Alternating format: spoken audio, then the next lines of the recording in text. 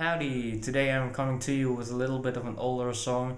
This is also gonna be a riff tutorial, and it's on Taylor Swift's If This Was a Movie, found on the Speak Now bonus track CD.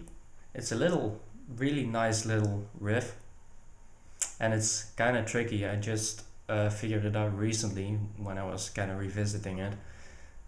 And I finally found out how the timing actually went, which I thought was kinda complex. Well, it isn't really complex, but it's tricky, let's call it that. So let's get to that. Okay, here's the riff that we're gonna be playing. Please note that I slightly modified it because I think there's like 2 or 3 guitars playing the same or different things. So I think one or 2 guitars are playing this riff, and right after the intro another guitarist is doing this.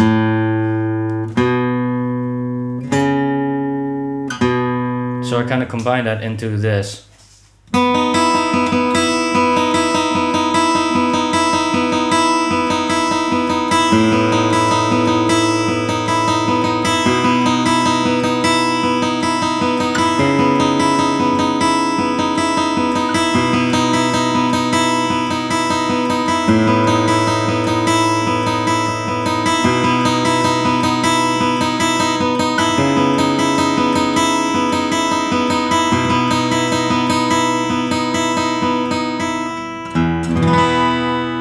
And so on. So I'll show you the left hand first, and then I'll move on to the right hand and the picking pattern. Alright? Okay, left hand. So this is the grip that we're going to be using.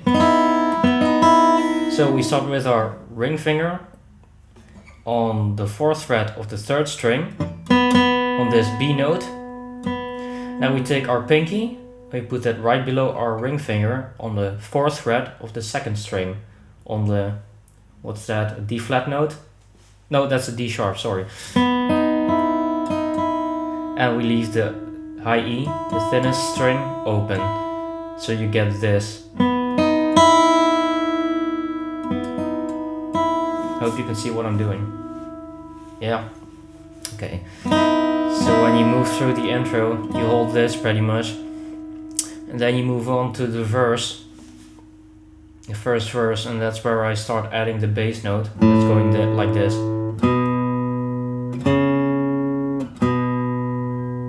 So I just hold this, and then I start playing these bass notes on the 5th string, on the 2nd fret with my index finger, and on the 4th fret with my middle finger. So you start going like this.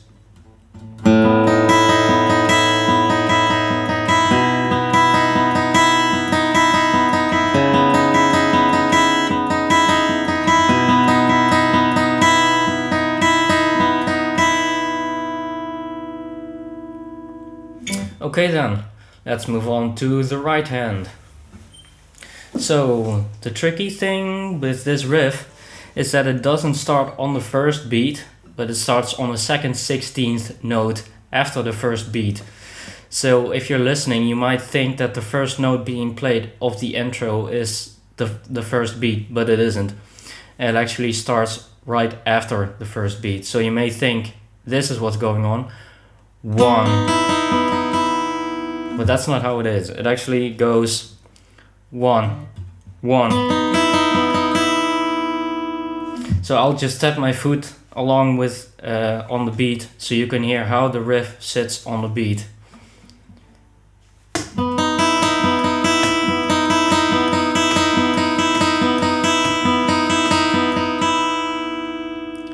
And actually, after when you're past the intro, when you start going into the verse, the bass notes are actually on those first beats, so you get this.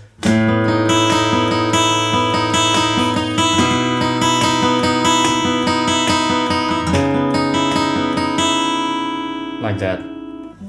So I'll move the camera in a little bit so you can see my picking hand, and I'll explain the picking pattern to you.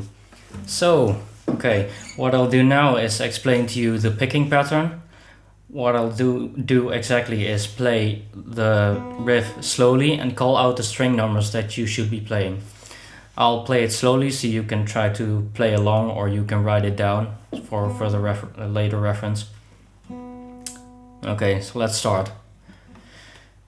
3, 2, 1, 2, 3, 2, 1.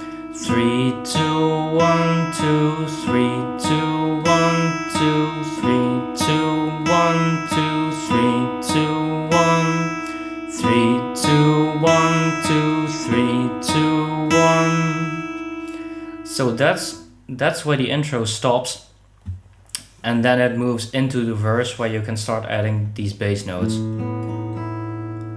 So actually on the beat you're adding the 5th string. So I'll just call out the string numbers again with the bass notes. 5, 3, 2, 1, 2, 3, 2, 1.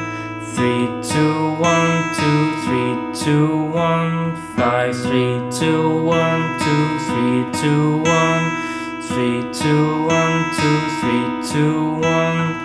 5, 3, 2, 1, 2, 3, 2, 1. 3, 2, 1, 2, 3, 2, 1. 5, 3, 2, 1, 2, 3, 2, 1. 3, 2, 1, 2, 3, 2, 1. And later in the song, I think it's in the second intro, in the second verse, or before the second verse, sorry, and then when it starts moving into the pre-chorus, these bass notes are played on every empty space, so to speak. So you're going this 5, 3, 2, 1, 2, 3, 2, 1. 5, 3, 2, 1, 2, 3, 2, 1. 5, 3, 2, 1, 2, 3, 2, 1. 5, 3, 2, 1, 2, 3, 2, 1. Okay, so let's move on to the pick direction. Okay, here's the next important thing. It's the pick direction. So with the intro, you're starting with an upstroke,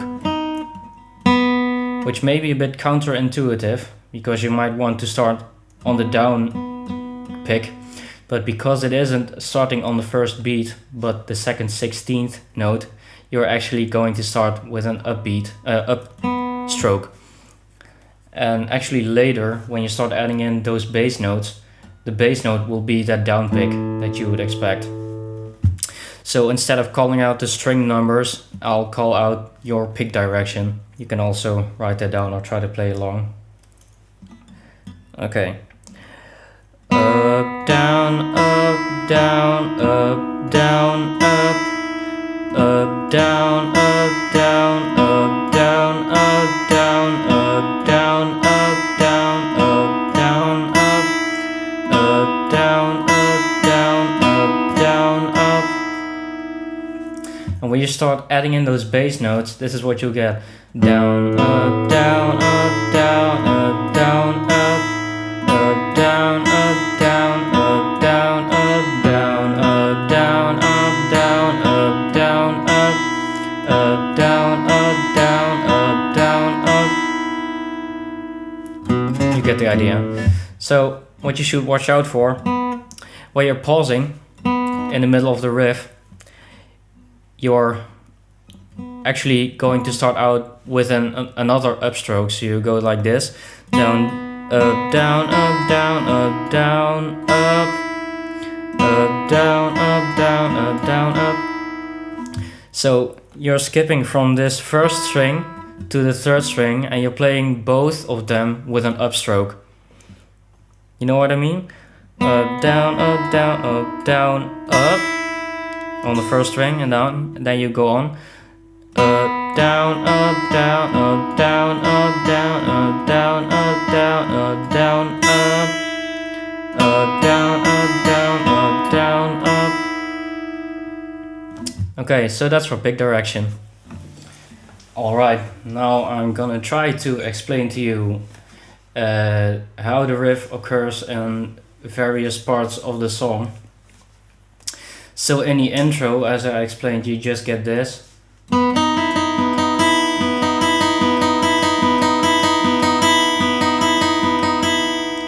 And then the verse starts, and you start adding in these bass notes, and it's one bass note per measure, so you'll get this.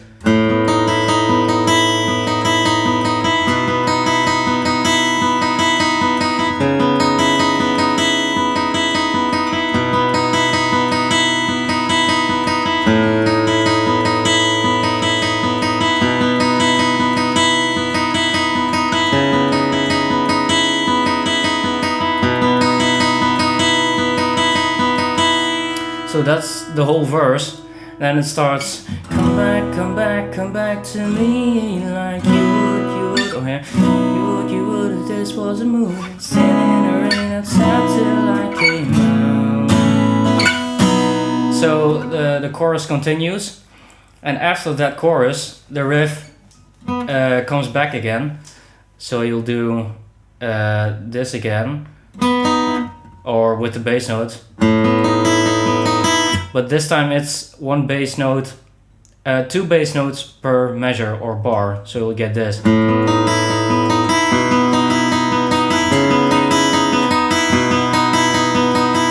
then the second verse starts, and then you'll just do one bass note per measure or bar, so you'll go back to this again.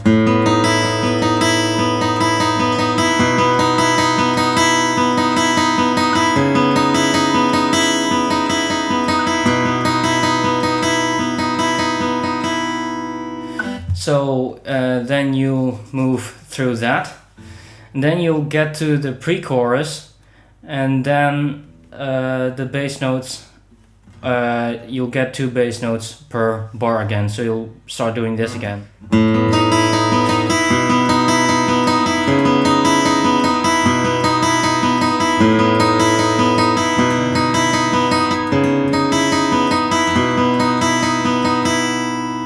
Then the chorus comes back again, then you'll get the solo and the bridge, and then there's a breakdown, and the riff returns there again, so you'll get this. It actually starts on a low E note, like this.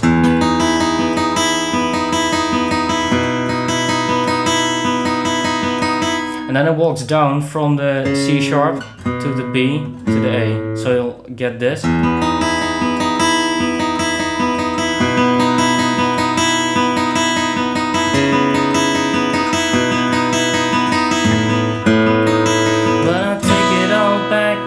And then the chorus kicks in again, and after that chorus the riff repeats until the fade out. So you can just use your bass notes, two bass notes per bar, and then you'll repeat this until the fade out, like this.